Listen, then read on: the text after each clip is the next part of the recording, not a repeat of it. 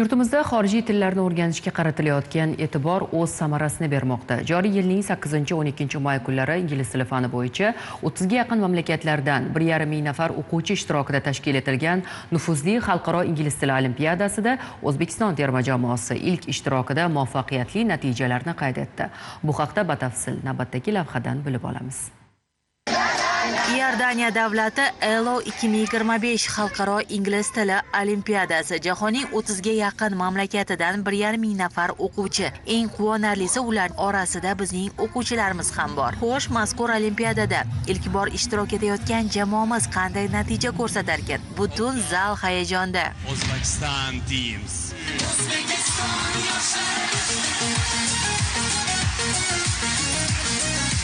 Va nihoyat natijalar e'lon qilina boshladi. Milliyligimiz ramzi boshda do'pi bilan o'zbek o'quvchilari faxrimiz bayrog'imiz ila sahnaga shiddat bilan mag'rur chiqib kelishmoqda. Hayajonli va faxrli daqiqalar. 5 kun davom etgan olimpiadaning yakuniy natijalariga ko'ra senior va junior yo'nalishlarda o'quvchilarimizdan iborat jamoalar g'oliblikni qo'lga kiritishdi.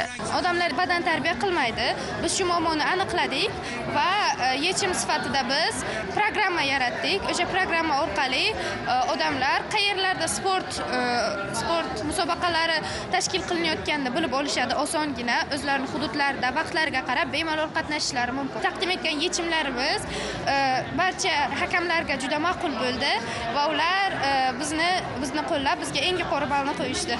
O'zbekiston terma jamoasi musobaqa yakunida eng kuchli top 3 jamoalar qatoridan joy oldi va xalqaro miqyosda o'z salohiyatini namoyon etdi. Umumiy natijalarimiz 9 ta kumush medal va 6 ta kubok. İlk bor ishtirok uchun natija yomon emas. Menimcha bunaqa olimpiadalarda O'zbekiston o'zini o'rnini juda ham mustahkam bildirib boryapti va bizni mana shu ishtirokimiz yana bir marta o'zbek o'quvchilari butun jahondagi o'quvchilardan kam emasligini yana bir karra isbotladi.